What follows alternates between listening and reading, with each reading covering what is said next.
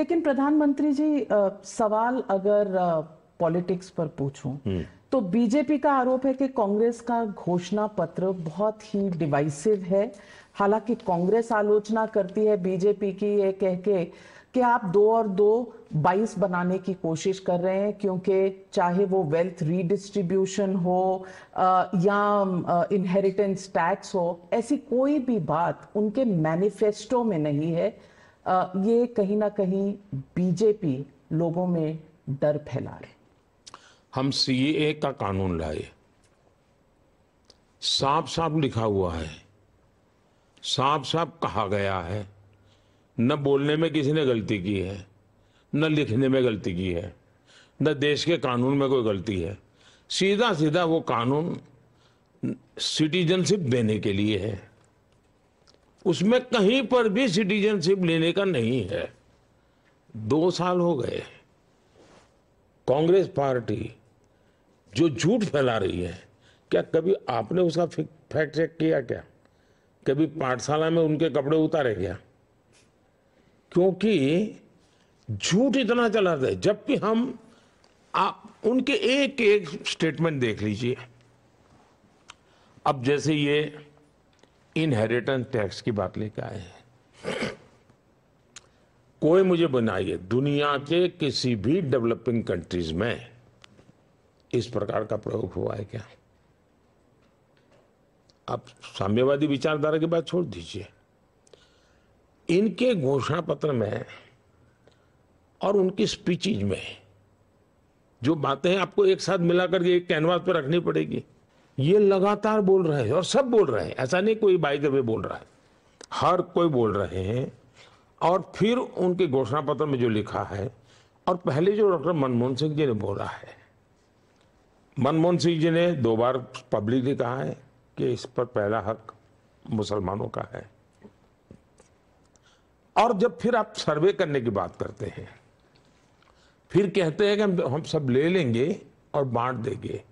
जब आप ले लेंगे और बांट देंगे की बात करेंगे तो फिर वो किसको देंगे? तो जो मनमोहन सिंह जी ने कहा था उनको देंगे। तो साफ साफ जो बातें होती हैं कि ये अलग अलग डॉट्स को जब बिठाते हैं तो रत्ती भर भी मेरी बात में क्वेश्चन करने जैसा है ही नहीं। उनकी भाषा, उनके शब्द, उनका लिखित निर्णय, 90 के बाद उन्होंने अब तक किए गए सारे प्रयास, सच्चर कमेटी की रिपोर्ट के बाद उन्होंने किए गए निर्णय, सबको अगर एक कैनवास पर देखेंगे तो उनके इरादे साफ हैं। ये उनका हिडन एजेंडा है ऐसा मैं नहीं मानता हूं, सिर्फ बोलते समय वो हिडन रखते हैं। इस बार मैंने उनको खुल करके बेनकाब किया है, इसलिए वो बौखला गए हैं। वरना जब उस वोट पाने के लिए जाना हो तो वो यही भाषा बोलते हैं, दूसरे वोट लेने जाते हो तब न्यूट्रल होकर के बोलते हैं। तो ये दोगलापन उनके है, हिम्मत होनी चाहिए। हम सालों तक राम मंदिर की बात करते थे। हमें इलेक्शन मैनिफेस्टो में, अगर मेरा इलेक्शन मैनिफेस्टो 10 पेज का होता था, लास्ट लाइन लिखते थे उसमें Ram Mandir, 370 common civil code, last line होती थी। और सालों से हमारी एक ही टर्मिनोलॉजी होती थी। लेकिन दूसरे दिन अखबारों की हेडलाइन राम मंदिर ही होती थी, उस दिन की टीवी डिबेट राम मंदिर ही होती थी। और फिर चर्चा में ये होता था तारीख नहीं बताएंगे। यानी हमारे मैनिफेस्टो के धज्जियां उड़ा देते थे आप।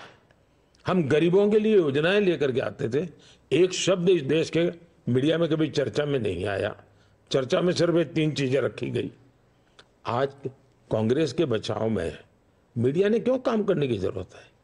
कोई कारण नहीं है।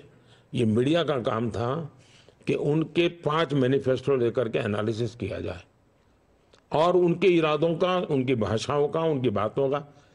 अब देखिए, संविधान, इस देश में संविधान का स्पिरिट पैदा करना चाहिए कि नहीं करना चाहिए? अब ऐसा तो नहीं कि सिर्फ वकीलों और जजीज के लिए ही संविधान हो गई।